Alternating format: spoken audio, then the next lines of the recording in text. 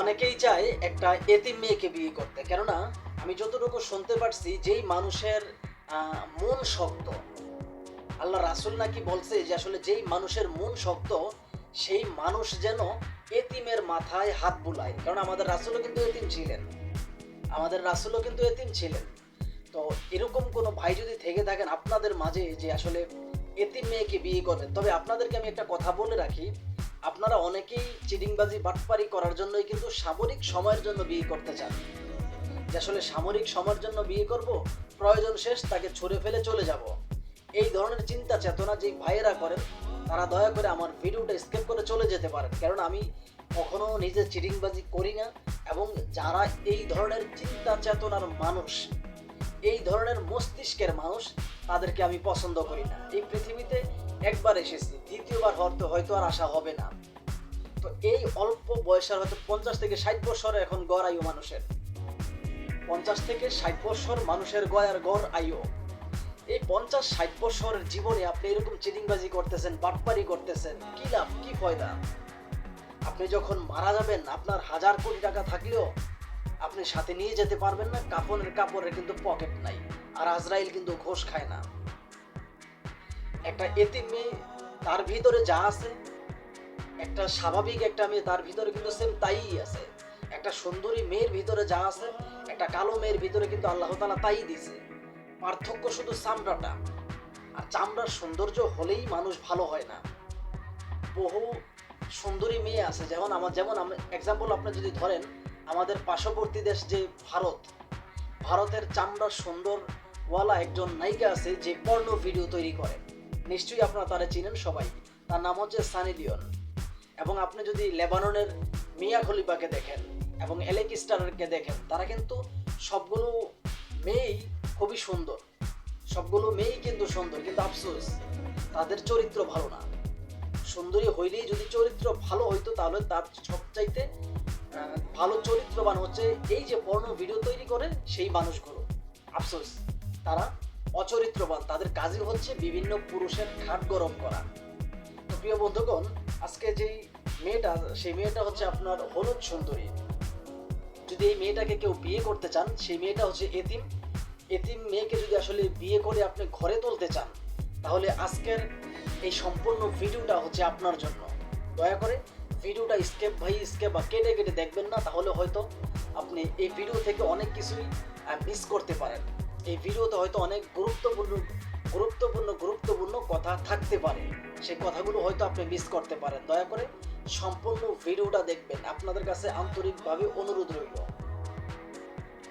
প্রিয় বন্ধুগণ, এই মেয়েটার কিছু কথা আমি আপনাদেরকে শোনাবো, তারপর আমার বাকি কথাগুলো আমি বলবো যে আমার কথাগুলো কতটুকু যুক্তিযুক্ত, কতটুকু সত্য কিংবা কতটুকু মিথ্যা, এটা আমার ভিডিওর কমেন্ট বক্সে দয়া করে লিখে যাবেন। এবং আপনাদেরকে একটা কথা আমি বলে রাখি, আমাদের যে ভিডিওগুলো আমরা তৈরি করি, আমাদের ফেসবুক পেজ এবং ইউটিউব চ্যানেলে আপলোড দিই, প্রত্যেকটা ভিডিও কিন্তু আমাদের বিয়ের জন্য তৈরি করা হয় না। কিছু ভিডিও তৈরি করা হয় যেই ভিডিওগুলো দিয়ে যে দালাল চক্রগুলো প্রতিনিয়তই মানুষদের কাছ থেকে টাকা পয়সা নিয়ে তাদেরকে ব্লক করে দেয়, তাদেরকে নিয়ে তৈরি করা হয়।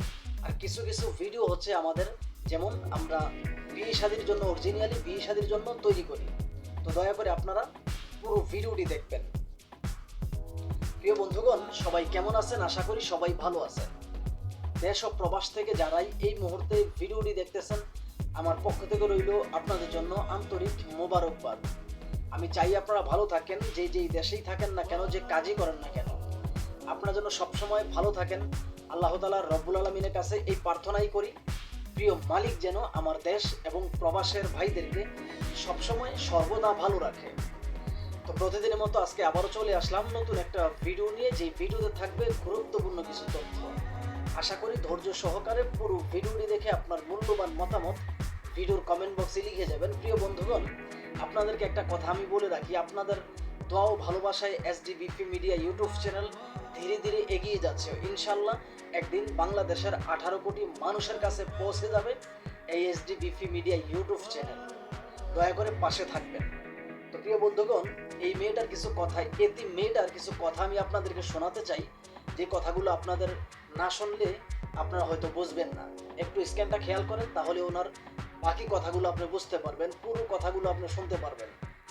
বাবা মারা গেছে 2015 সালে, আর 2022 সালে হারিয়েছি আমার স্বামীকে। এখন অসহায় মায়ের সাথে টিনের ছোট ঘরে খুব কষ্টে জীবন চলছে। বৃষ্টির রাতে ঘরেও পানি পড়ে, গার্মেন্টসে কাজ করে কোনো মতে সংসার চালাই।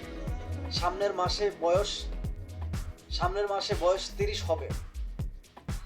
হবে বলে মায়ের দুশ্চিন্তাও বাড়ছে। আমি গরিব বিধবা হলেও একজন দায়িত্বশীল জীবনসঙ্গী চাই। বয়সে বড় হলেও সমস্যা নাই, শুধু একটি ভালোবাসা আর সম্মান চাই। আমাকে পছন্দ হলে কমেন্ট থেকে নাম্বার নিয়ে যোগাযোগ করতে পারেন। এখন আমি আপনাদেরকে একটা কথা বলি, যদি এরকম সোশ্যাল মিডিয়াতে মানুষের কমেন্ট বক্সে গিয়ে বিয়ে করা যাইতো, তাহলে আমাদের দেশে বহু ছেলেরা আছে যারা একটা বিয়ে করার পরে চিন্তা করে আরেকটা বিয়ে করব, আরেকটা বিয়ে করার পরে চিন্তা করে আরেকটা বিয়ে করব।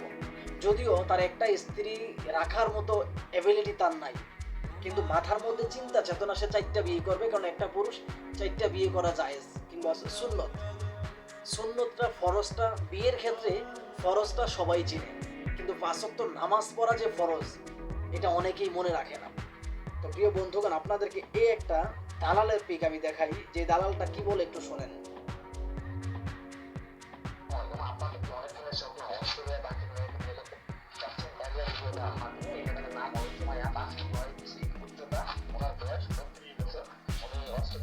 বাংলাদেশে আগে ছিল, এখন অস্ট্রেলিয়ান সিটিজেন। ওরা অস্ট্রেলিয়া 11 তলা বাড়ি আছে এবং বাংলাদেশে বাড়ি আছে। আপনারা যদি বিয়ে করতে চান আমার সাথে যোগাযোগ করবেন। আমি আলী। ওর বাকি কথাগুলো আমি আপনাদেরকে শোনাইলাম না। এই সমস্ত মাদারবোর্ড যেগুলো আছে ওদের কথাগুলো শুনলে পায়ের রক্ত মাথায় উঠা জায়গা।